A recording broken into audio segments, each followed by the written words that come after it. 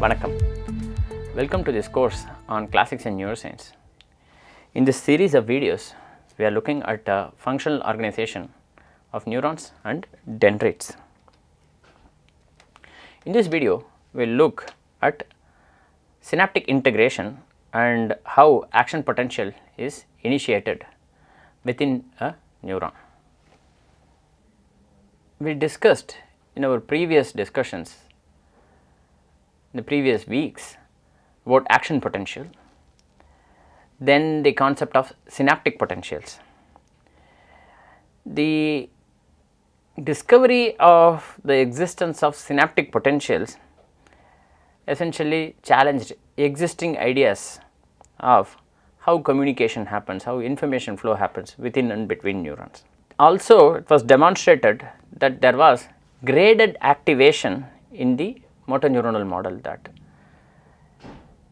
there was a particular threshold that had to be crossed, but this threshold may be crossed through multiple means. There was summed synaptic potentials coming from many dendrites, or it can also happen through information coming through the same dendrite followed very closely in time. Two different concepts called as spatial and temporal summation.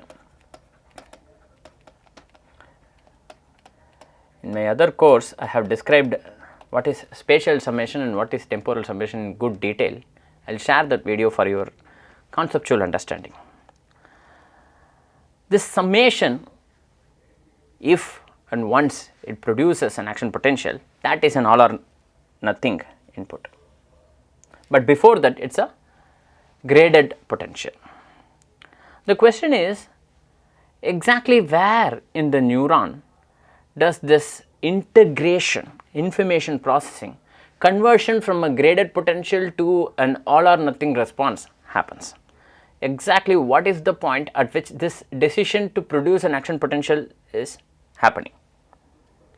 Exactly where means where in the neuron, where within the neuron? Is it close to the dendrites? Is it in the cell body? Is it close to the nucleus of the cell body, or is it close to the axon? That was the question. People studied through stimulation of a motor neuron in the middle. When you stimulate a neuron in the middle, action potentials will travel in both the directions. Unless there is something else that is stopping them, action potential will travel in both the directions.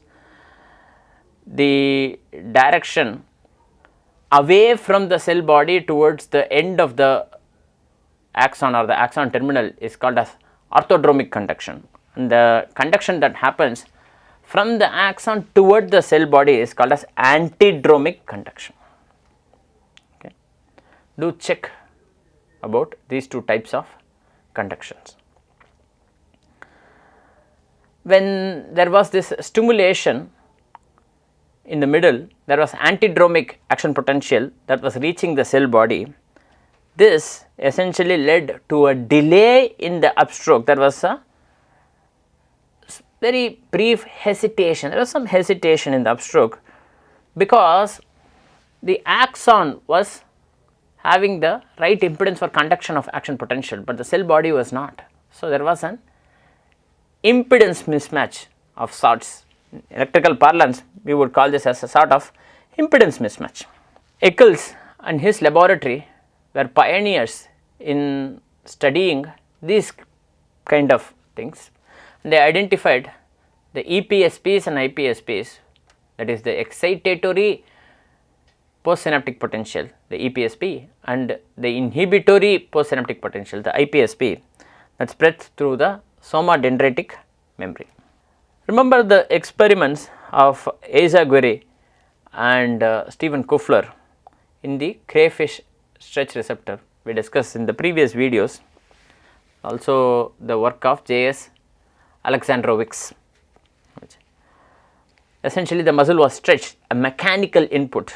The muscle was stretched and this produced an action potential in the neuron, in the receptor. This came to be called as the receptor potential. We discussed this in the previous videos. They performed an analysis and they studied how integration of the stretch was essentially instrumental in later becoming the receptor potential.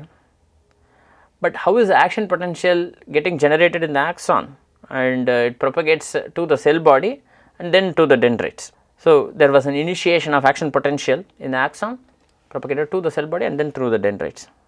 But still the question of exactly where this integration, or what is the site within the neuron that had the highest probability of the generation of action potential, this question was still not answered. So, this task was given to Charles Edwards and David Watterson in Stephen Kufler's laboratory. They went in with the bias that perhaps within the cell body somewhere close to the nucleus is where you are going to see the maximum likelihood of finding the region of generation of action potential, and they performed the experiments. Surprisingly, the initiation of action potential or the production of the spike happened several hundred microns away from the center of the soma, away from the cell body, very close to the initial segment of the axon, a region that we now call as the axon hillock. Of course, this was in this experiment. This is true in most neurons in most cases. This is still true in most neurons in most cases. A region that we now call as axon hillock is a region that is most likely to be the site of action potential generation.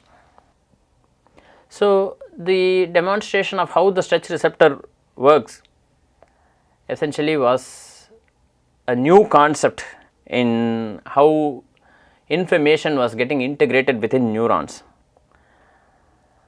and there was also the integration of synaptic potentials within the cell body and dendrites.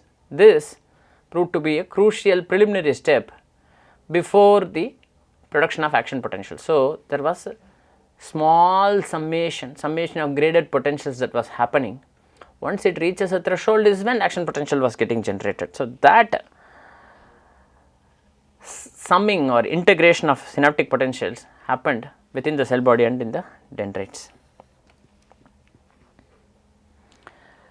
This classical concept of neuronal integration had to wait several decades for confirmation through experimental means. It was only confirmed in the 1990s through studies with 2 electrodes, one on soma and one on dendrites. So, it had to wait for some time before confirmation. This idea had deep or profound implications for improving our understanding of how action potential is generated within the neuron. With this, we come to the end of this video.